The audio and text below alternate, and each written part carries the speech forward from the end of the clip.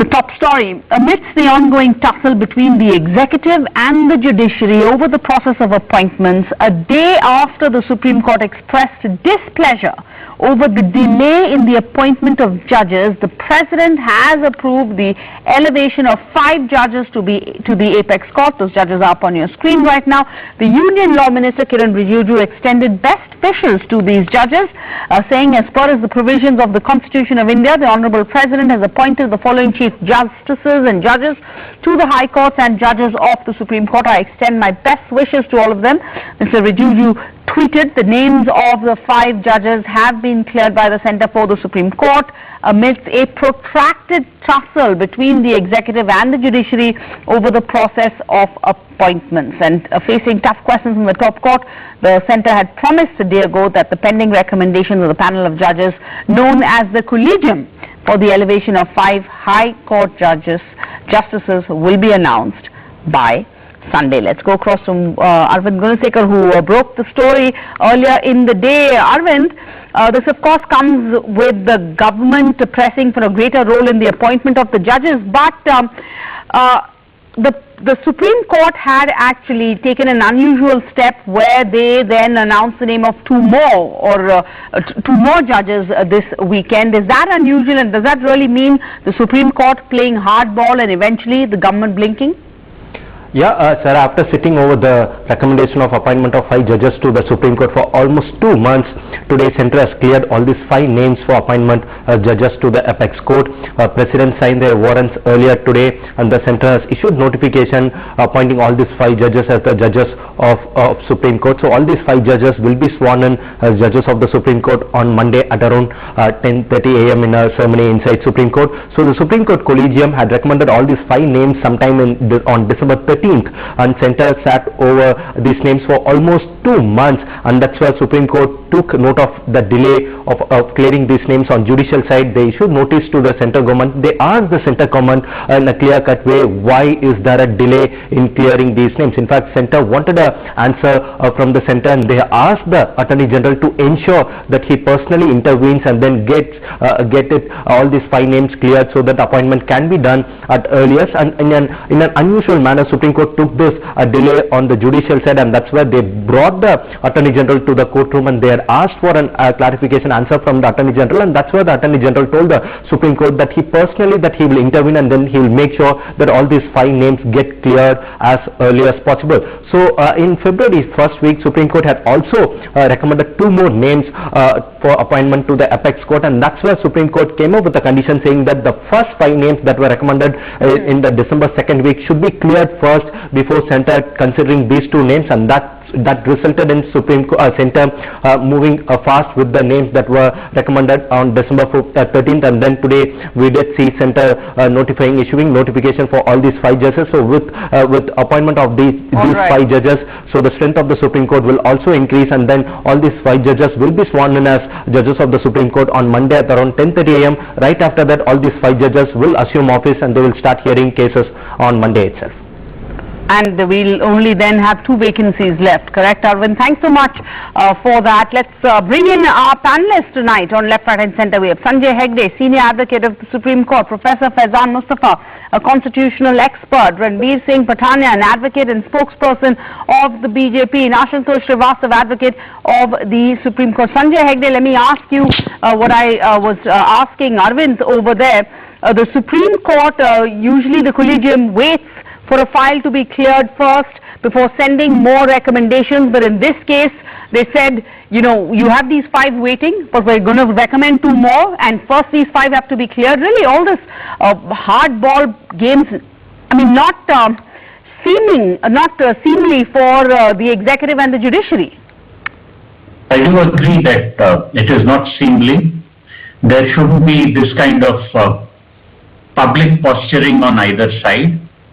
The Supreme Court had recommended these 5 names. 2 more names have been recommended later, and there are 7 vacancies. Yep. But what is more important to note is that there are further vacancies which will rise in the next few months. There are 5 more. So the Supreme Court is a constantly changing personnel, like I said. Now, the question is, these are routine things. Routinely, do you know who is the commander of the army in the Eastern Command or the Western Command? Institutions must be allowed to have their personnel. Now, this hardball thing, I do not entirely agree with your news report. Okay. Because at the hearing itself, the Attorney General had informed the court that these 5 names would be cleared in a couple of days, and they have been. But the court did tell the Attorney General that it also has great problems with its transfers not being executed. You know, again, in the interest of justice, various judges have been transferred from one court to the other. Yeah. If the center sits on those files, or if the center gives an impression that despite the collegium recommending a transfer, the transfer is not allowed to happen. For instance, the Chief Justice of Orissa has been transferred to Madras to take over as Chief Justice, and he will have a few months there as Chief Justice of Madras. But there have been some very powerful people of Tamil origin who seem to have a problem there. Now, if it can be seen that any other agency can influence transfers, then institutional integrity gets imperiled. And that is why the Supreme Court said that maybe we'll have to take certain measures to see to it that things happen fast. Institutional integrity, we're talking about independence basically over here, Mr. Pathania, Ranbir Singh Pathania, all of this unnecessary politicizing of the appointment process. In the emergency, we saw the Jansangh, many of today's BJP leaders protesting against the politicization of the judiciary, against Indira Gandhi's subsequent attempts to promote judges who, you know, reportedly favored her. But what's the difference today? When the BJP is in power, it seems like it wants to do the same. My strict and I could say right from the nose, my objections to this statement. The independence of the judiciary is the most sacrosanct thing which the Constitution of India promises. But the other part of the affair remains that India is only the constitutional democracy in the world where judges appoint themselves as judges. There is a cosmopolitan principle of law that nobody could be a judge without case, and judges are appointing judges in India. The position under Indian Constitution, Article 124, the power to appoint judges is with the Union government in consultation with the CJI. Then ultimately 1981 case, the 1993 case, and ultimately 1998 case, the collegium was put in place, and accordingly the National Judicial Appointments Commission, and then ultimately 2015 judgment. There's not a question of risk. We just want to confabulate. We don't want to confuse. We want to discuss and deliberate. We don't want to dispute. And we don't want to... Is that to discuss and deliberate? Because there seems to be something rude and, you know, very unpleasant in the way that the government seems to be going around the task of demanding a big say. Basically, you're demanding a say in the appointment of judges in constitutional courts. You hear salvo after salvo that seems unbecoming of a law minister. Today, again, the latest salvo is that the public is the master. That's the latest swipe, really, if you put it against the Supreme Court. Isn't there a better way? Perhaps we can all agree or to disagree that the collegium system does need reform.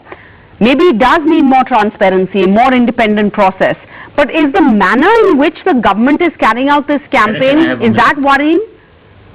Sarah, this is the basic bottom line, that no question of risk, no question of firing salvos. Our Constitution itself specified 3 independent organs, a system of checks and balances. Nobody is supreme, and supreme is the Constitution of India. So a system which is increasingly becoming opaque, a system we don't want to be encapsulated in a sort of cocoon. So law is never cast in stone. Law is never static. It is dynamic. So it evolves with the changing social conditions, with the changing political atmosphere, and with the new developments which are emerging on the national and on the international scene also. Our point remains that we want to reform. This impression should not go, but a section of never minded, a section of reports, a section of legal reporters, they have tried to paint it as a... If you genuinely want reform, let's bring in Ashutosh Srivastava. If you genuinely want reform and you want some political control or involvement or say, why not have it be partisan, for example, Ashutosh Srivastava? Where's the opposition having representation? Why solely with the government? Is that not dangerous? At least if you have a joint government and opposition representation, at least as a check on the ability of the government to appoint pliant judges?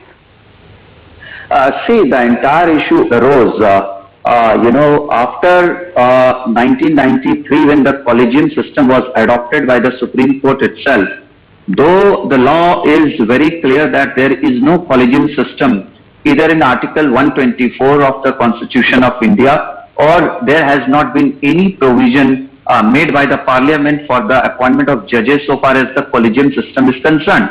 And this is what was raised by the law minister, stating that there has to be some reform, there has to be some other way out which could bring the transparency and speedy appointment of judges. This is what was said. Now, if we talk about these appointments today, which has happened after 2 months, now it is again the Supreme Court order itself in 2021, which made the timeline of 18 weeks for the completion of the procedure for the appointment of judges. So that comes more than 4 months. Now the government itself has done within 2 months. I think that is appreciable because it takes time. They also have to understand as to who are the people who are to be elevated to the Supreme Court judges. It should not be just a stamp by the government that the recommendation comes and they just do and the matter is finished. So, So then would you agree that at least it shouldn't be just a stamp, but could there at least be not the government that is saying, could they have some opposition involved in this? To have actual yes. share, fair balance and checks and balances in place? Yes, this is what was said, no, that when the Supreme Court has already made this collegium system, which was never there in the Constitution, and which was also not there by the... We have Professor Faizan Mustafa. Is that true that this was never there in the Constitution? Yes, if you go by the text of the Constitution, definitely this word collegium is not there. But as I have been writing that Article 124 and Constitution prefers to have a wider consultation. Now this consultation the President of India is supposed to do with the Chief Justice of India, with the other judges of the High Court and the judges of Supreme Court. Now to formalize this consultation, the Supreme Court said initially that it would be the Chief Justice and 2 judges and 3 judges, and then they made it 5 judges. The worry is that if you look at the Modi government, so to say, its first major constitutional reform was National Judicial Appointment Commission. And keep it in mind that there was a unanimity of opinion in the parliament. All opposition parties spoke in one voice against the collegium. So NJC was passed unanimously in Lok Sabha. And in Rajya Sabha with near unanimity, with only Ram Jethmalani, voting against it. So the political class is definitely with government on this issue, that the government should have some say in the appointment of the judges.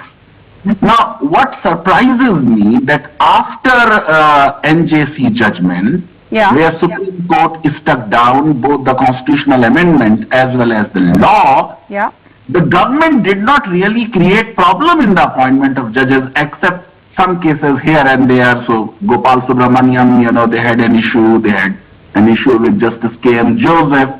Generally, the recommendations of the collegiums were very easily and timely cleared. In fact, Justice Gogoi was able to appoint as many as 14 judges.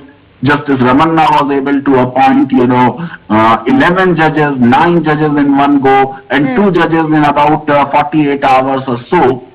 So that's why it's looking that the court is taking more time.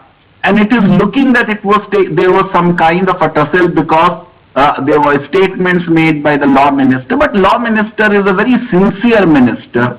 He is not talking about the names recommended. He is on a larger issue, that should there be a kind of a review, rethinking on the appointment of judges. And the clarity only recently came, Sarah, when he said that I want some kind of a screening committee in which there will be some representation of the state governments for the High Court and some representation of the center, and of course, the collegium will not be bound by the screening committee's recommendations. So I think for a constitutional democracy like ours, there has to be some say of the government, and it is good if we can debate that how we can improve the collegium system. It's good if we can debate that civilly. Sanjay Hegde, so can anyone disagree that the collegium system doesn't need reform?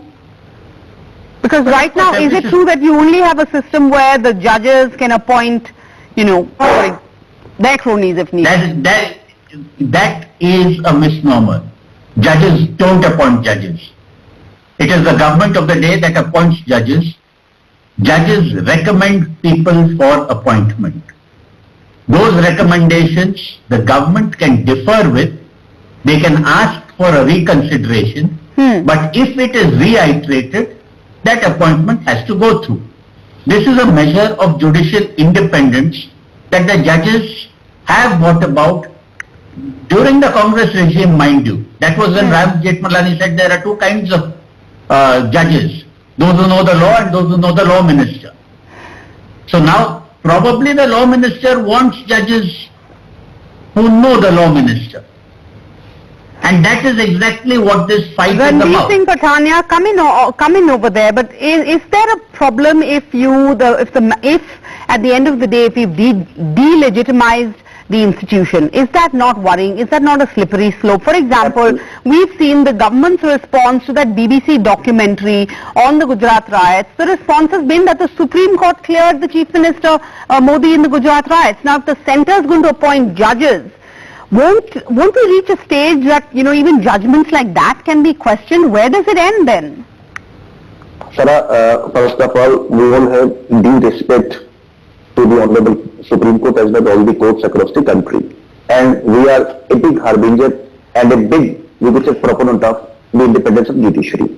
But with due respect and with due objections to what Mr. Sanjay Hegde said, the role of the government is just of a punctual postmaster in the matter of appointment of judges, or we could say an ever-ready rubber stamp. The government, the virtual appointing authority, Article 124 says the power to appoint judges is with the Union government. But what in practice is going on? The Honorable Supreme Court can, if they reiterate the name of a judge with certain objections, they can overrule the objections of the government also. Then they can overrule the inputs and the reservations of the government also. And once they reiterate their recommendation, it has to be in all cases being followed in letter and spirit by the President's office and by the Union government also. So we just want to do. We are not saying that this is a faulty issue. We need to discuss and deliberate. We say that the sensitive Article 124 needs to be discussed. We don't say that we are not with a blanket statement on it that Article 124 has been read in brief. Not at all. Just we want to discuss. Okay, we want to discuss. All right. Last 30 seconds. Last 30 seconds, Sanjay Hegde, and then we're out of time. That is like what Mr. Pathania is doing is to say that, we can discredit a woman, for instance, by saying that she's a very virtuous woman. These are allegations against the judiciary as a virtuous institution. We want to discuss. Are they on the virtuous path? Are they only appointing their kith and kin? Are they only appointing favored people? There is a deliberate campaign to delegitimize the judiciary, and I really fear that they are succeeding. Those are ominous words. Thank you so much. This is not the last we've heard on this. We'll continue to discuss this topic. Thank you all for joining us for tonight. I do want to bring up